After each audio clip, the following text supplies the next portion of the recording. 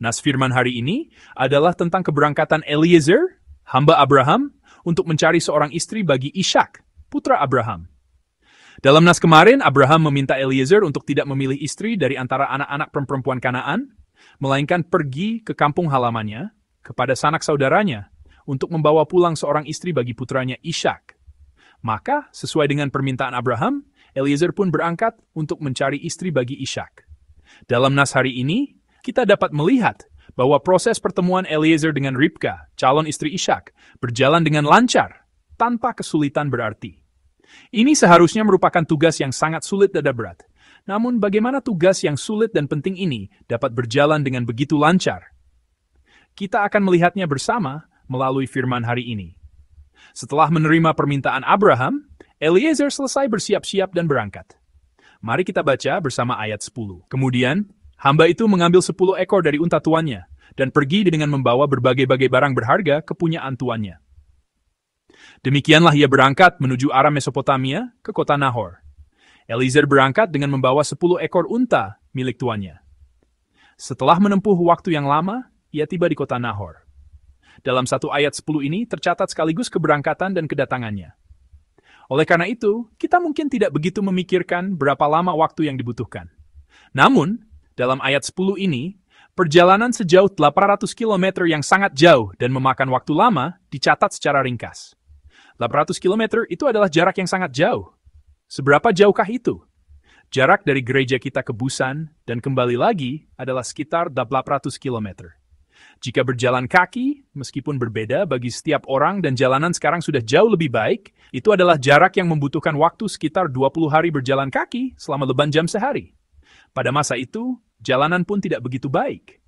Ia telah menempuh perjalanan yang sangat jauh dan sulit untuk tiba di kota Nahor.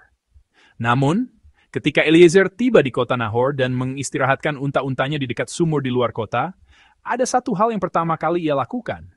Melalui tindakan itu, Tuhan membuat perjalanan Eliezer berjalan dengan lancar. Yes, the friend. Yet you need to go for a descendant. Hello, ia berdoa kepada Tuhan. Mari kita baca bersama nas hari ini, dari ayat 12 hingga 15. 12 lalu berkatalah ia, Tuhan, Allah Tuanku Abraham, buatlah kiranya aku berhasil pada hari ini, tunjukkanlah kesetiaanmu kepada Tuanku Abraham. 12. Di sini aku berdiri di dekat mata air, dan anak-anak perempuan penduduk kota ini datang keluar untuk menimba air. Kiranya terjadilah begini, anak gadis, kepada siapa aku akan berkata, tolong miringkan buyungmu itu, supaya aku minum. Dan yang akan menjawab, minumlah. Dan unta-untamu juga akan kuberi minum. Dialah orang yang kau tentukan bagi hambamu Ishak. Maka dengan begitu akan ku ketahui bahwa engkau telah menunjukkan kesetiaanmu kepuanku itu. Setibanya di kota Nahor, Eliezer mohon pertolongan Tuhan. Ia berdoa agar dapat mengenali wanita yang akan menjadi istri Ishak, putra Abraham. Melalui sikap ini, kita dapat mengetahui bahwa selama tinggal di rumah Abraham, Eliezer telah menerima pelatihan iman dan kesalehan. Eliezer adalah seorang pendoa. Isi doa Eliezer adalah sebagai berikut. Ketika petang hari tiba, para wanita akan keluar untuk menimba air. Maka ia akan berdiri di dekat sumur dan meminta air dari seorang wanita yang ia temui. Saat itu, jika ia bertemu dengan seorang wanita yang dengan senang hati memberinya air dan juga memberi minum unta-untanya, ia akan tahu bahwa wanita itulah istri yang telah Tuhan siapkan untuk Ishak. Itulah doa yang ia panjatkan kepada Tuhan.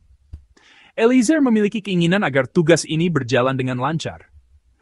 Dan melalui firman yang baru saja kita baca, kita dapat mengetahui bahwa ada keinginan lain di dalam hatinya. Jika kita melihat akhir dari ayat 12, ia berdoa, tunjukkanlah kesetiaanmu kepada Tuanku Abraham. Dan di akhir ayat 14, ia mengaku, maka dengan begitu akan ku ketahui bahwa engkau telah menunjukkan kesetiaanmu kepada Tuanku itu. Eliezer tidak berdoa agar tugas yang harus ia lakukan, misi yang ia terima dari tuannya, dapat terlaksana dengan mudah dan lancar. Eliezer berdoa, tunjukkanlah kesetiaanmu kepada Tuanku. Eliezer tidak berdoa dari sudut pandangnya sendiri, untuk dirinya sendiri. Ia berdoa dari sudut pandang Abraham, tuannya, dan untuk Abraham. Ini menunjukkan kesetiaan Eliezer kepada tuannya. Jika kita merenungkan kehidupan kita, bukankah seringkali kita memohon kehendak kita dan berdoa agar kehendak kita terwujud? Namun, melalui doa Eliezer hari ini, hal yang dapat kita pelajari adalah kita harus terlebih dahulu berdoa agar kehendak Tuhan kita yang terwujud daripada kehendak kita sendiri. Ketika kita berdoa demikian, Tuhan memberikan anugerahnya sehingga seluruh perjalanan Eliezer pun dapat berjalan dengan lancar. Jika kita ingin hidup kita lancar, jika kita ingin semua yang kita doakan dalam hidup kita terwujud, saya memberkati Anda dalam nama Tuhan, agar kita semua dapat terlebih dahulu berdoa agar kehendak Tuhan yang terwujud daripada berdoa untuk kehendak kita sendiri. Dalam ayat 15 selanjutnya, kita dapat melihat bahwa jawaban Tuhan atas doa Eliezer ini langsung terwujud. Mari kita baca bersama ayat 15. Sebelum ia selesai berkata, maka datanglah Ribka, yang lahir bagi Betuel, anak Milka, istri Nahor, saudara Abraham dengan buyungnya di atas bahunya. Ayat 15 dimulai dengan berkata, sebelum ia selesai berkata. Dengan kata lain, sebelum ia selesai berdoa, seorang wanita datang. Sebelum doa Eliezer yang memohon agar tugas ini berjalan lancar selesai, Tuhan telah membawa Ribka yang telah dia siapkan sebagai istri Ishak ke sumur itu. Eliezer, seperti yang telah ia doakan kepada Tuhan, pergi kepada Ribka dan meminta sedikit air. Ribka dengan senang hati memberinya air. Dan setelah Eliezer selesai minum, ia berkata akan menimba air untuk unta-untanya juga, agar mereka dapat minum sepuasnya. Pada masa itu, sumur di wilayah Palestina ada dua jenis, yang mengambil air tanah dan yang menampung air hujan. Dan sumur-sumur ini biasanya terletak di sekitar sungai. Oleh karena itu, seseorang harus turun ke arah sumur tempat menimba air. Bukan hanya tanah datar, tetapi harus turun lalu naik lagi di jalan menanjak. Ribka memberi Eliezer air, tetapi ia juga memberi minum unta-untanya. Ada berapa ekor unta? Bukan hanya 1 atau 2 ekor, melainkan 10 ekor unta. Setidaknya ia harus bolak-balik 10 kali. Kita tahu bahwa unta adalah hewan yang tidak banyak minum, bukan? Namun, konon ketika unta minum, ia minum dalam jumlah yang sangat banyak. Ia mungkin harus bolak-balik ke sumur itu bukan hanya 1 atau 2 kali, bukan 10 kali, melainkan puluhan kali. Ribka pasti terus-menerus bolak-balik ke sumur tanpa henti untuk memberikan air yang cukup, tidak hanya bagi Eliezer, tetapi juga bagi unta-untanya. Melihat sikap wanita itu, tidakkah Eliezer berpikir, inilah wanita itu? Ia pasti semakin yakin bahwa inilah wanita yang tepat. Namun, masih ada satu hal yang harus dipastikan. Ia harus memastikan apakah wanita ini adalah kerabat Abraham. Jadi, Eliezer bertanya kepada Ribka, anak siapakah dia? Di ayat 24, Ribka menjawab, ayahku Betuel, anak Milka, yang melahirkannya bagi Nahor. Sekarang semuanya telah terkonfirmasi. Semua yang Eliezer doakan telah terwujud.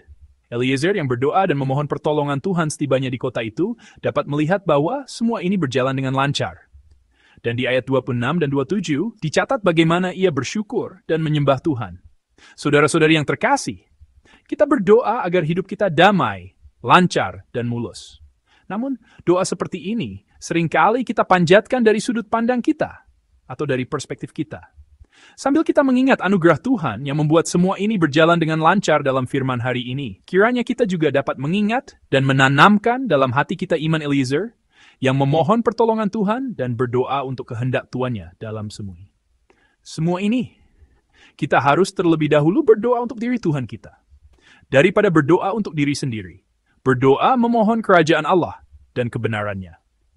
Oleh karena itu, Tuhan berfirman dalam Matius 6 ayat 33, tetapi carilah dahulu kerajaan Allah dan kebenarannya, maka semuanya itu akan ditambahkan kepadamu. Dikatakan bahwa kepada orang yang mencari kerajaan dan kebenarannya, semua ini akan ditambahkan. Oleh karena itu, kiranya hari ini menjadi hari di mana kita lebih lagi memandang kepada Tuhan dan memohon kepadanya dalam hidup kita. Saya memberkati Anda dalam nama Tuhan. Kiranya hidup kita semua menjadi kehidupan yang lebih mengutamakan doa untuk Bapa daripada doa untuk diri sendiri. Saya memberkati Anda dalam nama Tuhan.